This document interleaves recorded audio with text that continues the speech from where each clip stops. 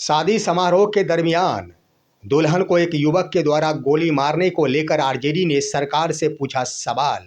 सरकार इन सवालों का जवाब दे। दोस्तों नमस्कार, मैं हूं आपका दोस्त एसके चौधरी। एक मामला जो बिहार से जुड़ा हुआ है, सुर्खियों में बना हुआ है। दरअसल सुशासन की सरकार में आए दिन अब तो दूल्हा दुल्हन भी सुरक्षित नहीं है। जिस वक्त कोई समारोह हो रहा होता है, सैकड़ों की संख्या में लोग उपस्थित होते हैं, उस वक्त भी कोई सुरक्षित नहीं होता, जिसको लेकर आरजेडी के स्तर से सवाल उठा दिया गया। दरअसल दोस्तों, आरजेडी ने अपने एक्स हैंडल के माध्यम से उन वीडियो को भी जारी किया गया है। उन वीडियो को भी पेश करते हुए सरकार के ऊपर बड़ा सवाल उठाया है।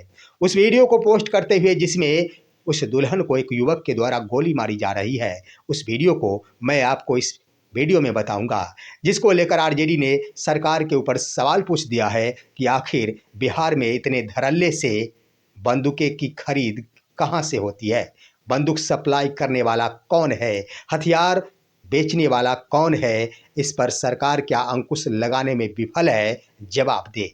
दोस्तों आइए आज के इस वीडियो में जानते हैं कि आरजेडी ने क्या कुछ सवाल पूछा, लेकिन किस मसले को लेकर सवाल पूछा, इस पर चर्चा करेंगे। लेकिन आपसे गुजारिश करूंगा, अगर आपने अभी तक हमारे इस चैनल शौर्या हिंदी न्यूज़ को सब्सक्राइब नहीं किए होंगे तो कृपया अभी सब्सक्राइब कर लेंगे। दोस्तों यह मामला जुड़ा हुआ है बिहार के बक्सर जिला से। बक्सर जिला के एक गांव में एक व्यक्ति ने बड़े ही धूमधाम से अपनी बेटी की पूरी शादी की तैयारी की थी।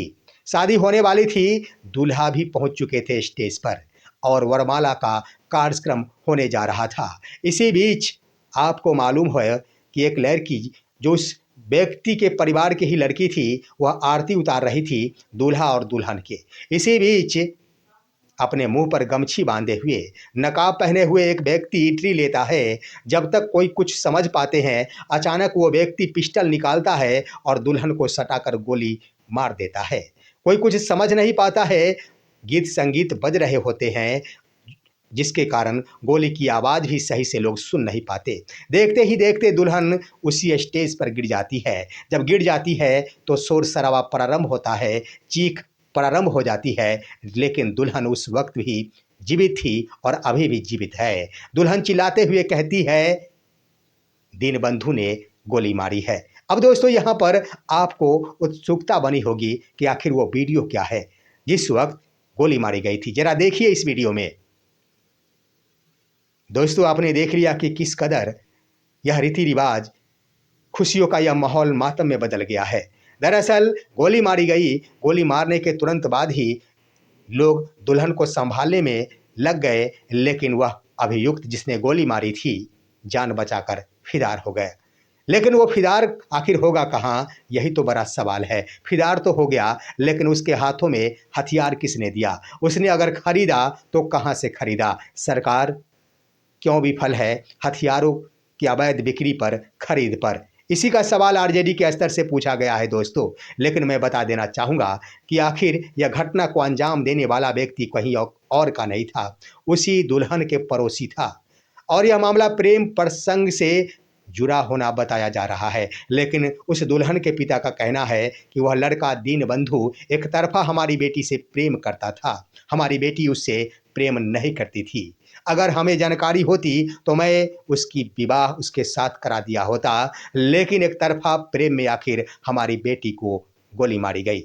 उधर दोस्तों दीनबंधु कुमार के परिजन के यहाँ जब पहुंचा गया तो दीनबंधु कुमार के पिता भी कहते हैं कि हमें भनक तक भी पता नहीं थी कि दोनों के बीच प्रेम प्रसंग है। अगर हमें यह इस बात की भनक होती कि दोनों एक दूसरे से प्रेम करते हैं तो हम समाज और प्रशासन के आगे हाथ जोड़कर इन दोनों की शादी करवा देते। आप उस तस्वीर को देखिए जिन्होंने घटना को अंजाम दिया है, दीनबंधु कुमार। दोस्तों यही है दीनबंधु कुमार, जिसने आखिर उस दुल्हन को के गाल में समा देने की योजना बनाई। वह लड़की आखिर जीवित रहेगी, दुल्हन जीवित रहेगी कि नहीं, लेकिन इसकी गारंटी नहीं। एक जख्म उसके जिस्म के अंदर जरूर भर दिया है, गोली उसके पेट में मारी गई है। परिणाम क्या होगा ये तो वक्त बताएगा, लेकिन गौर करने वाली बात यह है कि प्रेम प्रसंग में इतने बड़े घटना को अंजाम देना क्या प्रशासन के बस की बात नहीं? क्या प्रशासन पुलिस प्रशासन विफल हो रही है इन तमाम घटना करने वाले, वारदात को अंजाम देने वाले लोगों के सामने विफल है क्या? यह सोचना बिल्कुल लाजमी, जिसको लेकर आरजेडी ने यही सवालें उठा दी है कि लगातार ही हत्याएं हो रही, लगातार ही बलात्कार हो रहे, लगातार ही समारोह में जाकर लोगों की हत्या की जा रही है। लेकिन एनडीए सरकार से हम सवाल पूछना चाहते हैं कि सरकार यह जवाब दे कि ये अपराधी हथियार लाते कहाँ से हैं, ये अपराधी हथियार खरीदते कहाँ से हैं, ये अधिकारी किस माध्यम से हथियारों की अवैध खरीद बिक्री करते हैं। यानी कहने का अर्थ ये है कि शराबबंदी के बाद हथियार का यह कानून, जिस तरह से होम डिलीवरी शराब की जा रही है, क्या हथियारों की भी होम डिलीवरी होना शुरू हो गया है क्या? यही सवाल मुख्य रूप से आरजेडी के द्वारा एनडीए सरकार से पूछा जा रहा है। अब दोस्तों यहाँ पर सरकार को भी स्पष्टीकरण देना होगा। अभी तक किसी भी एनडीए नेता ने इन मुद्दों को लेकर आरजेडी के स्तर से जो सवाल पूछा गया है उसका जवाब नहीं दिया गया है। जवाब आखिर क्या रहेगा, ये सोचना दिलचस्प है कि आखिर जवाब क्या रह सकता है, क्योंकि दिन प्रतिदिन घटनाएं बढ़ते ही जा रही है।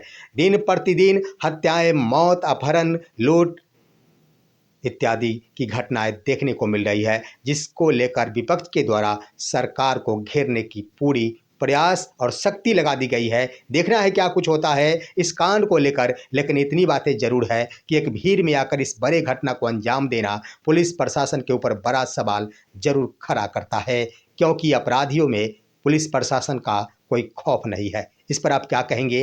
अपनी राय कमेंट के माध्यम से दीजिए। हमारे इस वीडियो को ज़्यादा से ज़्यादा लाइक और शेयर कीजिए और आप दीजिए अपने दोस्त को इजाज़त। हम फिर मिलेंगे आपसे अगले वीडियो में। तब तक के लिए नमस्कार।